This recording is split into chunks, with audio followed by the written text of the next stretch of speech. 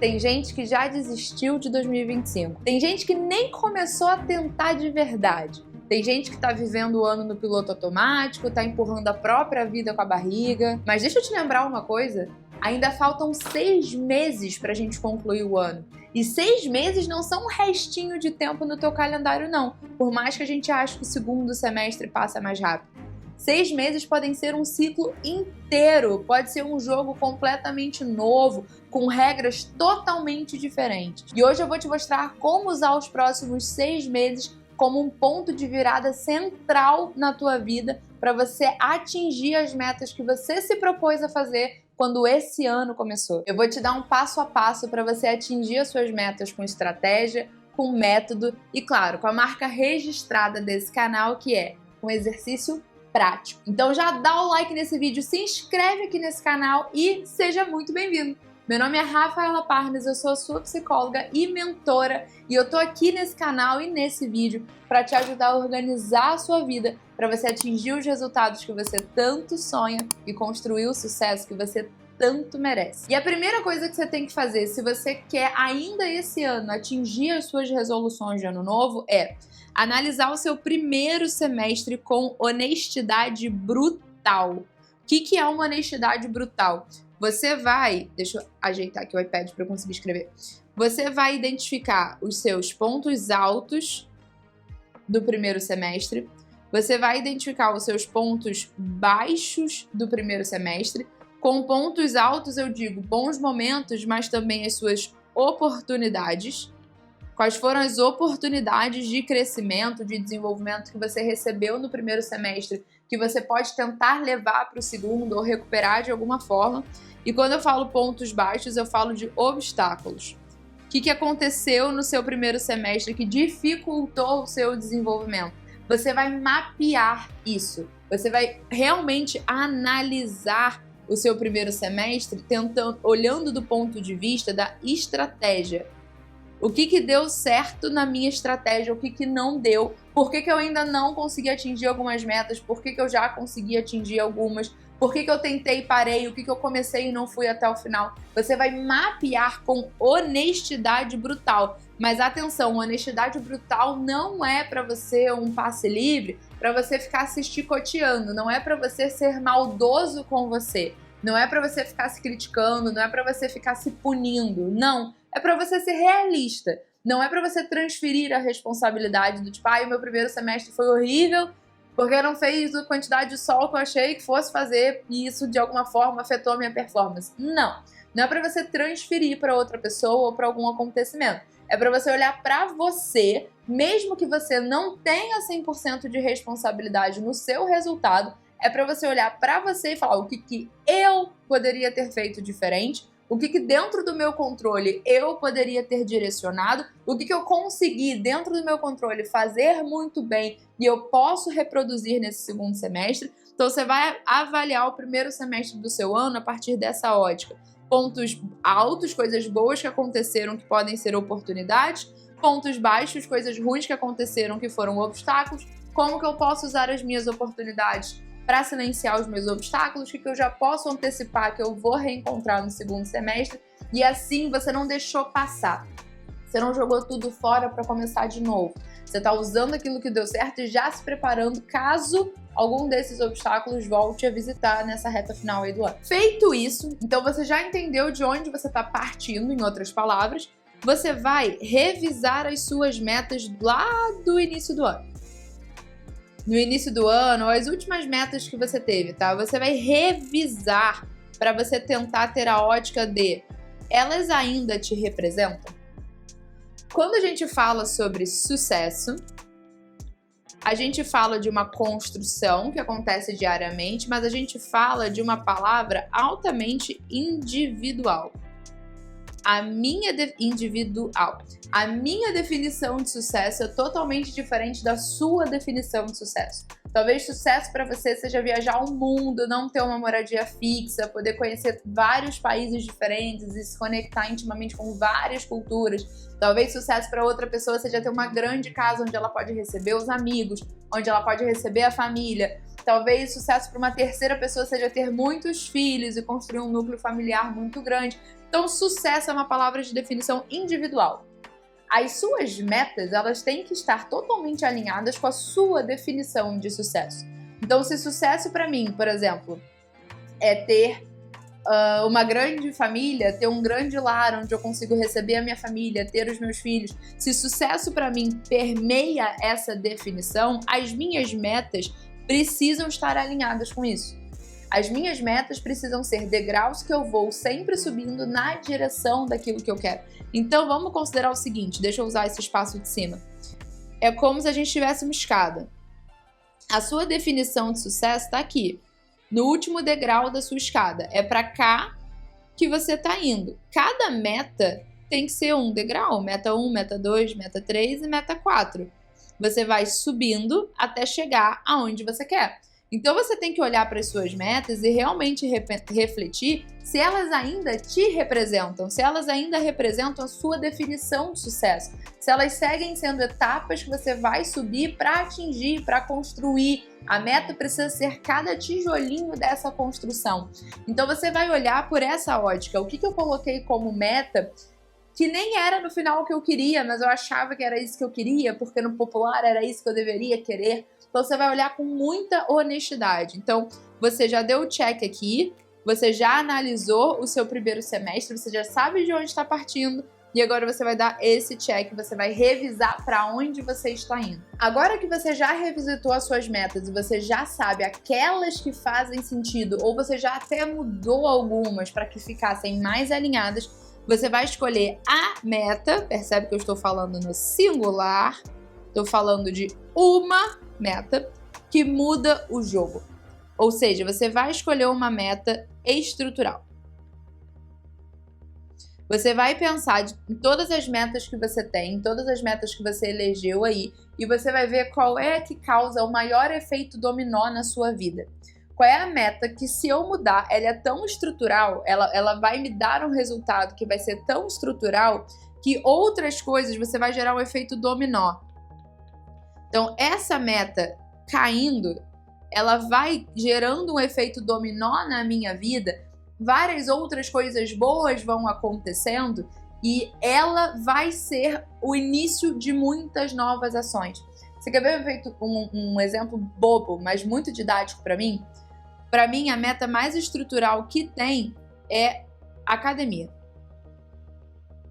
Por quê? Porque quando eu estou frequentando a minha academia, quando eu estou lá dando check nos meus treinos, isso faz com que eu queira me alimentar bem. Porque a academia é tão sofrida, os treinos eu me entrego tanto, se eu não me alimento bem, não faz sentido o nível de esforço que eu entrego naquele lugar. Então, só de eu fazer a academia, esse é o primeiro efeito dominó. Eu quero me alimentar bem. Se eu estou me alimentando bem, eu estou fazendo academia, isso gera mais desejo de eu me cuidar. Então eu vou ficar muito mais atenta ao meu ciclo mental. Se eu tô indo pra academia, já deu um efeito dominó, já comecei a me alimentar bem, me alimentando bem, eu produzo hormônios, cuidei do meu apoio mental, eu me sinto mais autoconfiante. Eu me sentindo mais autoconfiante, eu trabalho melhor. Então, quando eu falo para você escolher uma meta que é central, é para você pensar qual é a sua academia. Se eu vou para academia, eu quero me alimentar bem. Se eu me alimento bem, isso causa mais desejo de eu me cuidar por total. Isso inclui a minha saúde emocional. Eu cuidando da minha saúde emocional, eu tenho mais, como que eu coloquei? Autoconfiança. Qual foi o ciclo? Autoconfiança. Eu me sinto mais autoconfiante para tomar, inclusive, decisões mais ousadas e criativas no meu trabalho. Eu trabalho melhor. Então, você tem que achar essa meta central. Essa meta que muda o jogo, porque ela causa esse efeito dominó. Então, a terceira coisa que você vai dar check, agora que você já sabe de onde você está partindo, você já olhou para as suas metas, você vai escolher uma. Rafa, a meta que eu escolhi já é uma coisa muito enraizada. Posso selecionar mais de uma? Pode, mas não expande muito. Até porque se você tem muitas coisas que estão tendo paralelos diferentes, ou você ainda não pensou no eixo central, como eu, no caso, dei de exemplo aqui, a academia que mexe na minha performance de trabalho, ou você está vivendo muito, você está tentando equilibrar muitos pratinhos, um desses vai acabar caindo, porque a vida é assim. Então escolhe um, no máximo 2, tá? Se você quiser adicionar mais, primeiro esteja com aquilo ali muito bem equilibrado, aí você vai para a próxima. Fez isso, escolheu sua meta central, você vai tornar essa meta viável, calma aí, deixa eu tirar o zoom, viável e inegociável. Viável no sentido de realista. Se você é uma pessoa que nunca botou o pé numa academia, não é viável você colocar como meta que você vai treinar de segunda a domingo. Não é viável, não é realista, tá? Então você vai tornar essa meta viável, realista e negociável também. Isso passa por outra definição da palavra viável, que é possível. Quando eu falo que uma meta é inegociável, eu não estou querendo dizer que eu vou todo dia 1 hora para a academia. Às vezes você não consegue entregar 1 hora todo dia, mas você vai estabelecer a ação mínima viável, viável, já falei muito esse termo aqui nesse canal, e essa ação mínima viável vai ser negociável. Você quer ver um exemplo? Eu espero que você seja uma pessoa que todo dia escova seu dente, você todo dia toma seu banho, você tem comportamentos de higiene pessoal que são inegociáveis para você. E não é nenhuma coisa que você para e pensa. Você vai no banheiro, você se limpa, você não para e pensa. É muito automático, porque já é inegociável para você. Essa ação mínima viável relacionada à sua meta estrutural, ela também tem que ser inegociável.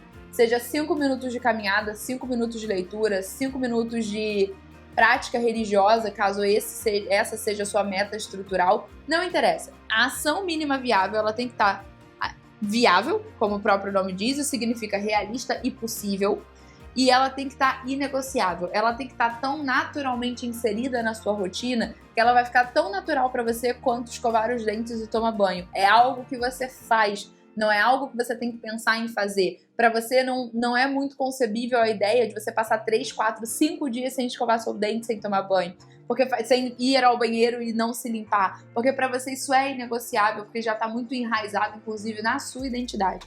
A ação mínima viável, que pode ser, inclusive, 5 minutos. Todo mundo tem 5 minutos do seu dia. Todo mundo tem 5 minutos. Seja para ler, seja para rezar, caso seja uma prática religiosa, seja para você dar uma caminhada dentro de casa, que seja. 5 minutos. E aí você vai falar, Rafa, eu não tenho 5 minutos. Beleza. Abre o teu relatório do Instagram, vê quanto tempo você ficou no Instagram nos últimos tempos. Rafa, mas eu vejo no meu celular enquanto eu tô indo, enquanto eu tô voltando. Beleza, talvez para exercício físico, deslocamento. Eu fico no Instagram durante o deslocamento. Ok, durante o deslocamento você não poderia fazer um exercício físico. Mas você não poderia ouvir um podcast de um conteúdo que de fato te engrandece profissionalmente ou pessoalmente em algum sentido? Será que não dava para substituir a rede social em algum momento estratégico do seu dia para o consumo de um conteúdo mais viável, assim, mais coerente com aquilo que você está querendo buscar? Porque se você está me assistindo, se você está aqui nesse canal, você está na busca do desenvolvimento pessoal. Então será que não teria outro conteúdo que você... Esse vídeo, será que você não poderia consumir os vídeos aqui do canal nesse trajeto que você fica na rede social? Porque aí os seus 5 minutos de ação viável já estão encaixados. Percebe que eu tô falando num ponto de vista que eu não quero que você dedique 8, 9 horas do seu dia para isso, mas 5 minutos sendo a sua ação mínima viável, isso todo dia vai fazer com que você melhore um pouquinho nessa direção. Isso vai fazer com que você construa o seu sucesso mais um pouquinho. E você vai deitar a cabeça no travesseiro sabendo, o mínimo, o possível, hoje eu fiz. Talvez hoje o mínimo era o meu máximo, mas não tem problema. Eu fiz. Beleza, Rafa, feito isso, como vou saber que estou avançando? Você vai para a próxima, que é criar métricas de progresso. Você vai metrificar, porque muitas vezes as nossas metas, elas passam por alguma coisa que é subjetiva. Então você vai metrificar. Você vai criar uma meta, seja de frequência, para o que você está fazendo. É o famoso habit tracker, né? Fiz na segunda, marquei. Fiz na terça, fiz na quarta, marquei. Você vai... Talvez uma meta quantitativa.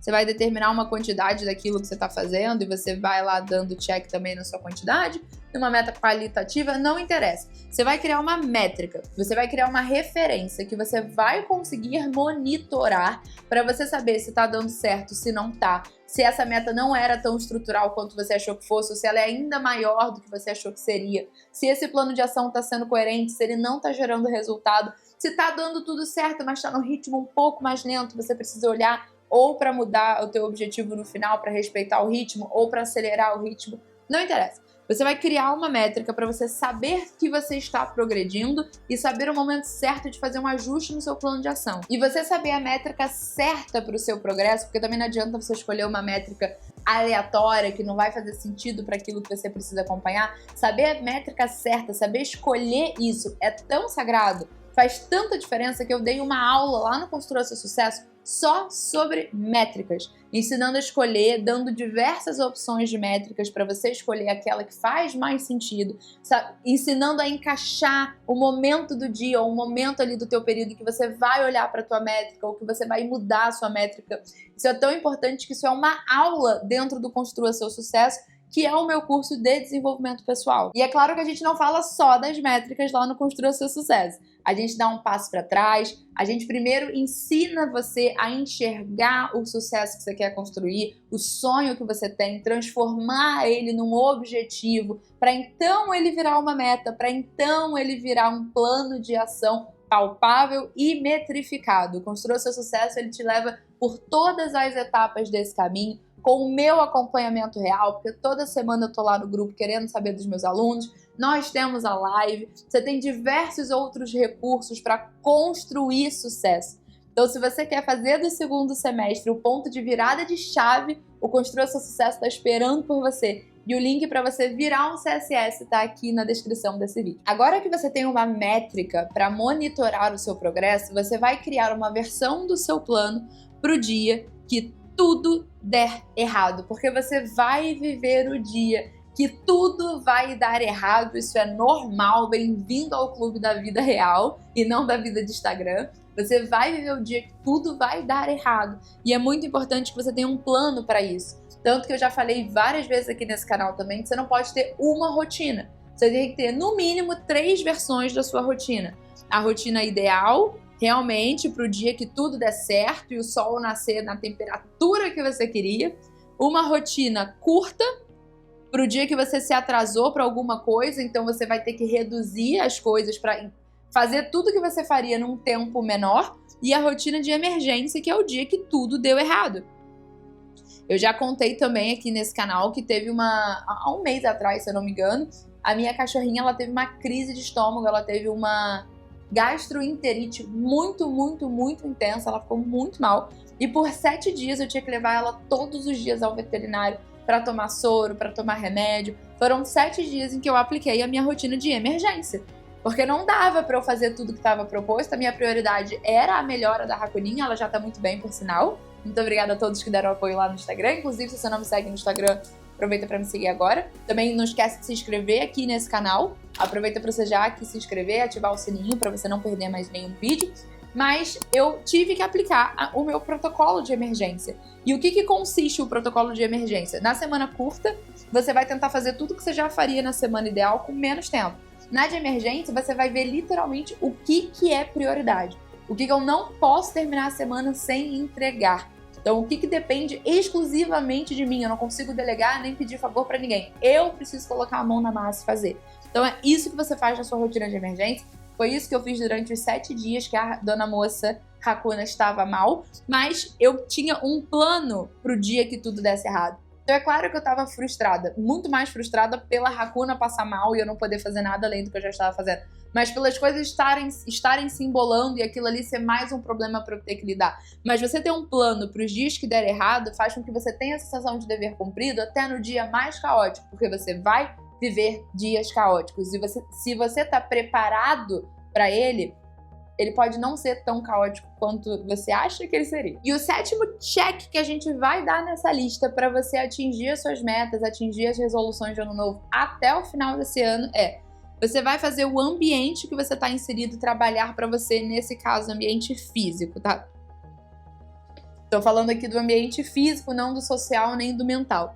Mas o seu ambiente físico vai trabalhar para você. Isso significa que você vai olhar para o lugar que você tá, seja o seu ambiente de trabalho ou até a sua própria casa, e você vai pensar quais são as formas de eu maximizar os meus hábitos dentro do meu ambiente. Então, por exemplo, o exemplo mais bobo que tem, se você não pode comer determinado alimento que você adora, mas no teu plano alimentar ele não cabe, ele não vai ter na sua casa. Aqui em casa a gente estabeleceu que a gente não compra refrigerante, a gente não compra chocolate, a gente não compra fritura. Por quê? Porque somos seres iluminados que não ingerimos essas coisas? Não, porque a gente ama. A gente ama refrigerante, a gente ama fritura, a gente ama todas essas coisas deliciosas, mas a gente não pode inserir elas com regularidade em função, enfim, de todo o cuidado que a gente tem com a nossa saúde. Então, não tem. Eu posso estar morrendo de vontade de comer chocolate com batata frita. Não vai ter. E até eu pegar o carro e ir para o mercado, a vontade normalmente não é tão forte assim. Então, quando eu falo do ambiente trabalhar para você, eu tô falando dessas mudanças estratégicas, dessas decisões estratégicas. O tênis da tua academia já tá perto da tua porta, a roupa já tá separada no dia anterior, a comida já fica pronta para a semana inteira. São esses pequenos ajustes que você pode fazer para o ambiente também ser uma barreira. O ambiente não deixa você deslizar muito, porque o ambiente está preparado para te manter no lugar.